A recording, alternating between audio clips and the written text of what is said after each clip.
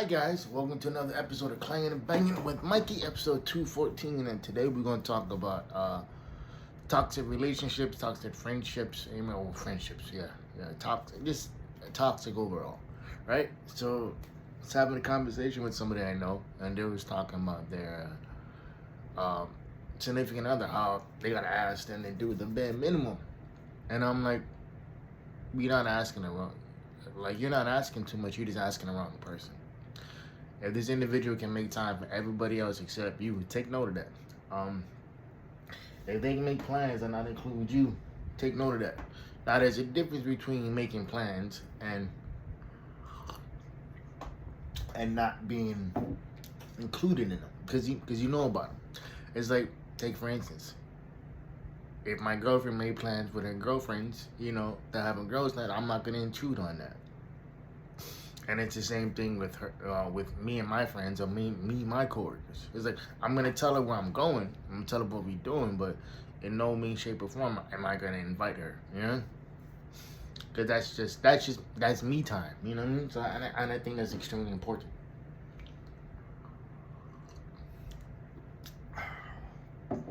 And so with that being said, it's important to realize that if you gotta ask somebody to do the bare minimum, spend time with you, do X, Y, and Z, and all this other shit, and like y'all and you guys are living together, and it's the same thing.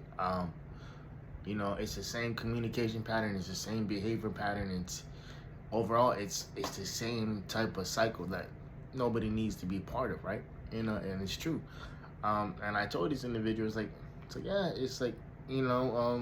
you can stay if you want, but like, just let you know, it doesn't get better. It just, the same behaviors that this individual is displaying now, he or she's gonna cut that out, for how many weeks, how many months, whatever it is.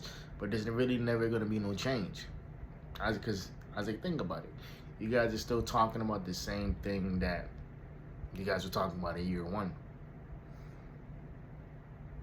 You're like, what? Like, yeah, like, you're still talking about the same issues, that you were having in year one, that you're still having. So either this individual's not listening, doesn't care, whatever it is, a combination of both probably, or they just think that it's gonna get better, simply because she'll just put up with it, or he'll put up with it. Like, no, people get tired, right? And people have a right to get tired. I was having a conversation with my girl the other night, and we was talking about our past relationships and everything too. And I said, well, the thing is just like, people don't expect you to grow. They don't expect you to become a better version of yourself. They don't expect you to be somebody different. I ran across this clip last night where Stefan Speaks is talking about, when he was on tonight's conversation, he's talking about, like, he's like, when a woman and a man meet and to get married, the man is expecting her not to change. The woman is expecting her man to change with her. And it's true.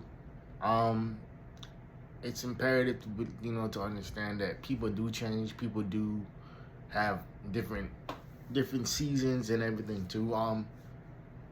If I was to look back at my 21-year-old self, 25-year-old self, 28-year-old self, and even go as far as my 32-year-old self, I'm 36.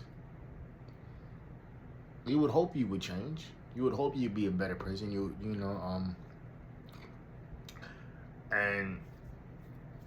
And you would hope you would be just overall just a better human being, right? It's like, a girl calls me mean, and I'm like, no. It's like, I told her, like, if you would have known me when I was in my formative years, growing up, you would have understood that I'm not mean. That it's like, I was a kid who got bullied. I was a kid who got got teased a lot. I was a kid who got ridiculed, and didn't help that I wore leg braces too. So there's that. So there was a constant battle with that. And plus, kids are fucking assholes.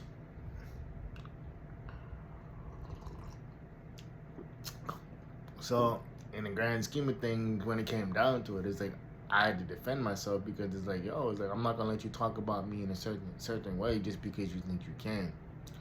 I'm not gonna let you talk down on me simply because you think you think I won't stand up for myself. I'm not gonna let you talk down on me because you think I won't swing on your bitch ass. And I have. And I think that's also imperative too, because a lot of people will sit there and think that you're not a threat, think that you're not X, Y, and Z, and the whole time you are. No, I'm not saying that you have to go about this the way I did. It's like that's just how I dealt with things. It's like people tease me. I came back with something wittier. People made fun of me. I came back with something, or something that was even more funnier. I took what they saw as a weakness and I made it into a strength. And I can't help the fact that I got real fucking good at it too.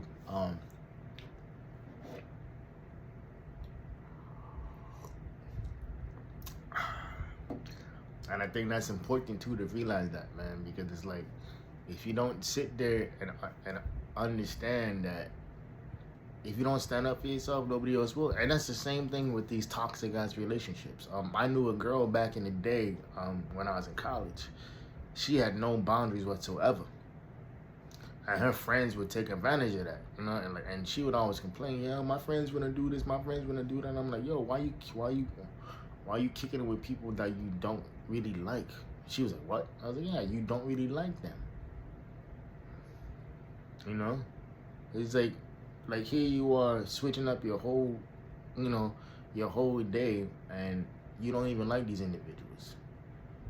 You just want to be wanted. And as much as she didn't want to admit it, it was factual. I was like I'm like, think about it. I'm like, you don't really drink, you don't really party like that, but here you are going out every fucking weekend, and you're doing that because your quote unquote friends are doing that. It's like, the only reason you're doing it is because you lack boundaries. It's like you rather be in the gym Saturday night or Friday night versus being in the club or doing X, Y, and Z. I mean, don't get me wrong. Like, going out there every once in a while and having fun, that's something different. But going out there every fucking weekend, it's like, dudes I know, they will go to the strip club every fucking weekend. And I'm looking like, bro, you spending fucking $200-300 every time you go. You add that up over the month, just 4 weeks in a month, you spending $300 every Saturday. That's $1,200 a month. For most people, that's a paycheck, give or take.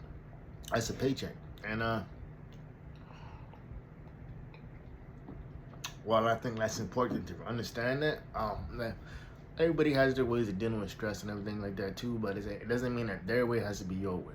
I'm gonna say it again. It doesn't mean that their way has to be your way. Because if it is, if their stress reliever is the way the way you want to relieve stress, but that's not positive to you, then it doesn't matter. And it's imperative that people understand that, man, because when you don't understand that, you end up fucking, you end up fucking yourself up. And that's the same thing with toxic relationships, bro. It's like, getting back to that story in the beginning, when I was telling this individual, I was like, hey, how many times can you sit there and have the same conversation with somebody before you realize that this motherfucker don't get it?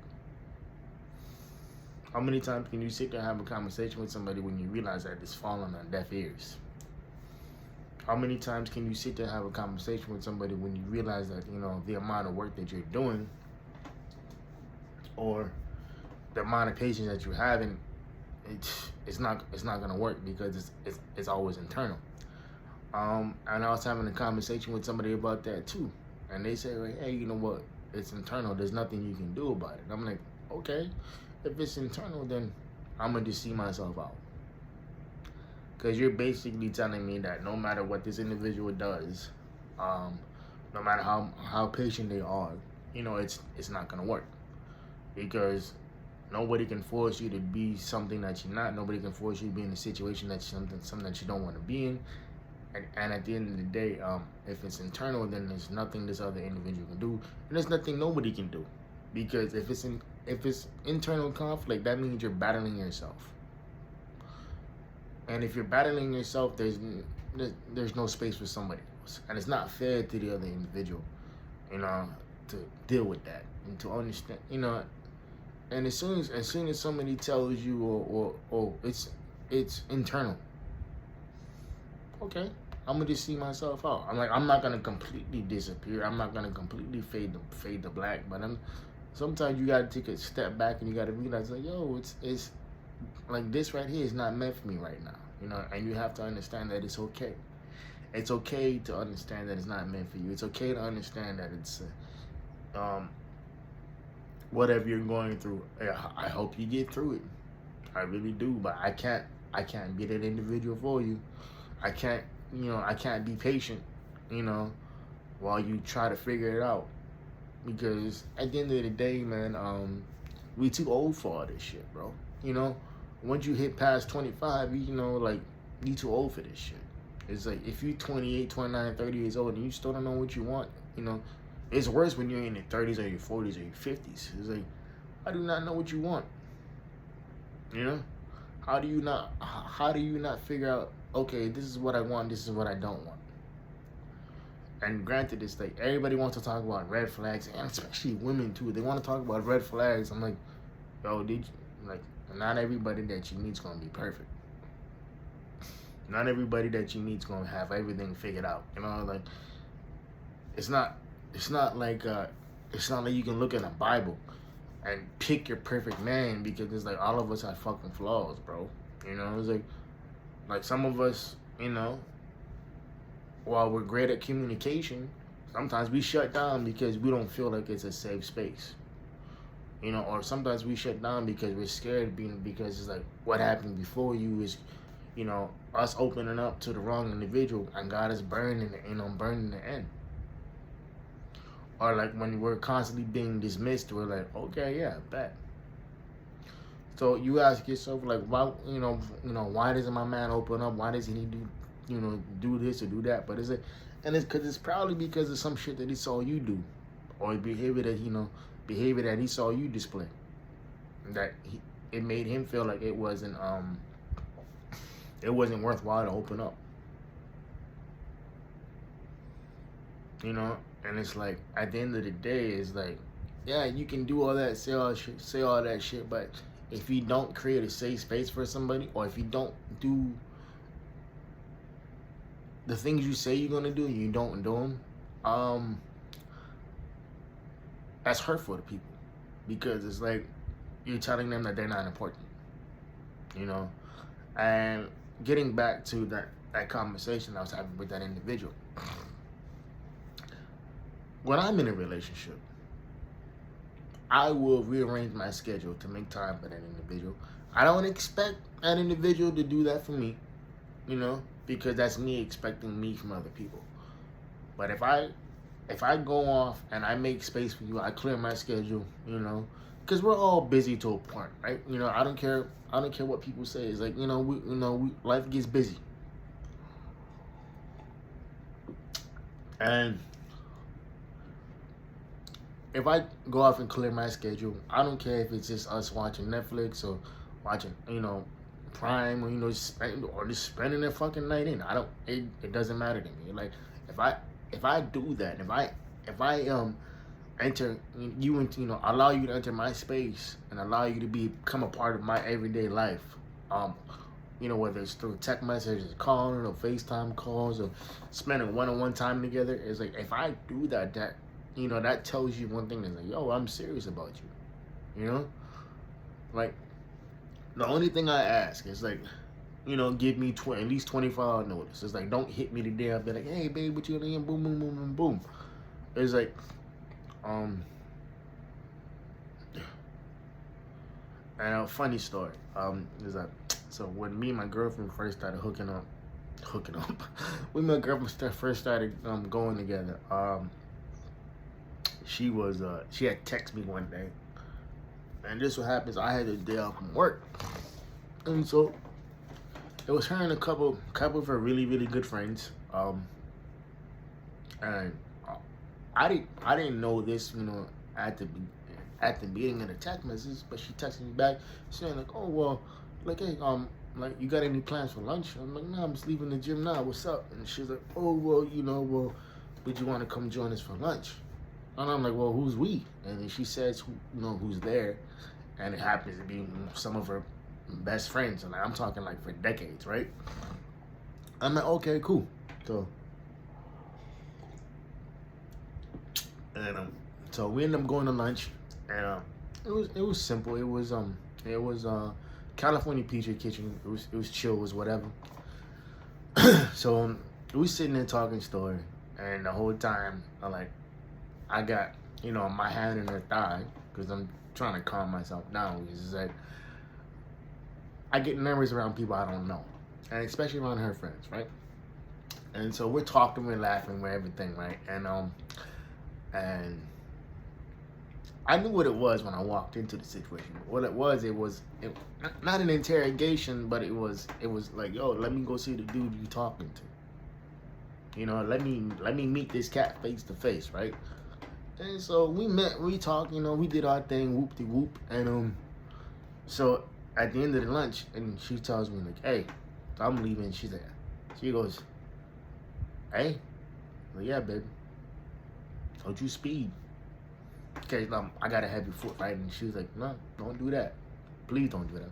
Yeah, baby, I got you. And she's like, no, I'm being serious. Like, follow the speed limit. Baby, I got you. And she's like, okay, cool. And so with all that happening, it says a lot, man, when people bring you into their life and they make you a fixture for the most part, right? And you want to reciprocate that energy. And if somebody's not doing that, whether you're not meeting the close friends, the family, the parents, whatever it is, if somebody's not doing that, that means you ain't the one, dog. And vice versa. It's like, it's idiotic for me to when I gotta break it down to people, I'm like, yo, it's like if you don't correct that, or if you don't bring that up, like if you don't ask them, like, yo, what are we doing? Like if you don't make it known, okay, this is what I want, boom, boom, boom, boom, boom, and you just go along to get along, and like that just creates a toxic ass cycle. It's like you don't need that in your life. And I think a lot of people they'll settle for somebody being around, whether it's for sex or whatever it is, or like they'll intertwine a situationship and then like try to avoid catching feelings, but in reality it never works out, because even in those situations people will catch feelings. I've had situations in the past where I've been in situationships and the girl is catching feelings doing X, Y, and Z, and I'm like, yo, like, what do you think this is? It's like, I tried to give you something else. You didn't want it. All you wanted was the sex. And then you got mad when the brother was dogging you out. You got mad when you found out I was talking to other women. I'm like, yeah, why? We're not in a relationship. Why would I invest time in you when you showed me one time, maybe twice, that you didn't want what I wanted? So of course I'm gonna give you what you want because I want the same thing. But at the same time, I'll be damned if I'm gonna invest time in somebody who doesn't want to get out their own way. I'm not gonna do that. I'm not gonna sit there and be like, oh yeah, like we're this, we're that. We're not. We're X, Y, Z, and we're really not. And a lot of people will get hurt because of that. Like, no, like you can't really get hurt because, like, number one, you didn't want the same thing the other person wanted. Whether it's quality time, whether it's, you defending your relationship, or whether it's you setting your parents straight, or whatever it is. Because believe me, man, a lot of people will sit there and take shit from other people. And most of the time, it's your elders in your family talking shit. It's your elders in your family talking shit because it's like they think they know better. I'm like, no, you don't know shit. All you know is basically your opinion. Like, never mind the fact that you was with them, that you was with a motherfucker who wasn't emotionally available. Never mind the fact that you've been married 4 or 5 times, and yet you gonna try to give me marriage advice? Get the fuck out of here.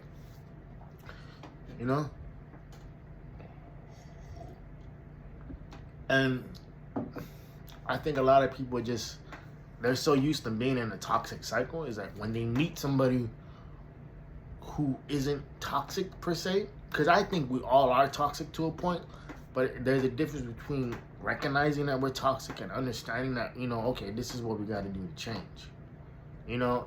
And when you don't recognize that, or when you don't want to recognize that, you end up in the same continuous bullshit cycle. And then you're like, whoa, what the fuck, you know? You know, it's like, you start looking at it like, damn, you know, okay, shit, yeah. So with that being said, man, it's like, it's imperative to understand that, you know, that, yo, it's okay, it's cool, it's whatever. But please don't think that just because you stick out in a relationship, or just because you stick it out, that it's gonna get better. Chances are it's not. And I think a lot of people would save a lot of time in the early formative relationship years, whether it's, you know, high school, college, post college, whatever it is. It's like, once you recognize them signs that, oh, okay, this situation isn't working out the way that I want it to work out, or he or she isn't who they say they are, right? You know, once you find that out, man, once you find out the real individual, once you find out, like, once that, I call it a facade, which takes about 6 months to a year to drop. Once that facade drops, and you see the real person, whether it's a demon or an angel, and an angel and a demon is the same thing. You know, once you find that out, once you see the real person in front of you, like, boom, this is the nigga that's here, boom, you know, this is the shorty that's here, boom. It's up to you whether you want to deal with it or not. And a lot of the times, people will get too far emotionally invested in this situation, and they think, oh no, he or she's gonna change. And I'm like, no, bro, they're not. You know, I've myself been always been able to, like, exit the situation like that, because I've always seen that shit coming on the pipe. Thankfully, I don't have any kids with these individuals or whatever it is, because I could not imagine how my life would turn out if I did get some of these girls pregnant. Because, boy, yeah. And a lot of it has to do with the fact that a lot of people just want people around so they can have, you know, the surface level shit. You know, the basic conversations, the conversations that don't really go anywhere, or you know, they want that false sense of security. You know, I had a girl that I grew up with. The father of her kids was out there fucking around on her when she was pregnant. I'm like, yo, like, how do you not realize that? You know, how do you not know what's really going on? It's like, there's got, like you have to be hip to this shit, right? You know, and like, he's over there bragging about it too, and I'm like, yeah. I was like, no, it's like, cause like, she's beautiful, right? She always has been beautiful, but like, she lacked that, you know, that self-confidence, that self-esteem. And it's like, yo, it's like, just because you love somebody doesn't mean that they have doesn't mean that they have the right and the ability to keep hurting you. I'm gonna say it again. Just because you love somebody doesn't mean that they have the right to keep hurting you. You know, men and women. You know, whether it's a same-sex relationship, you know, whether it's a platonic relationship, whether it's a boyfriend, girlfriend, husband, wife, you know, wife and wife, or whether it's a husband and husband relationship, it doesn't matter. It's like, nobody has the right to continuously keep hurting you. At a certain point in time, you got to realize that, oh, that this situation isn't what I want it to be. This is no longer who I am. This is, and like, you have to, you know, I call it rebranding yourself and repackage yourself, and understanding that it's okay to not be okay in this situation. Understanding it's okay, like, okay, I have to leave this situation. I have to come up with an exit plan, because if I don't, I'm gonna start spiraling. I'm gonna end up in a situation where it's gonna be so toxic, and I'm gonna be so dug into this that I can't get out. But anyway, y'all, this is about 25 minutes of your life that y'all won't get back. Hope y'all keeping it a 4-piece private player positive pushing. I see y'all next week. Like I always say, Know your worth because you're better than what you are. Peace. All right, y'all. Y'all have a beautiful Sunday. Later.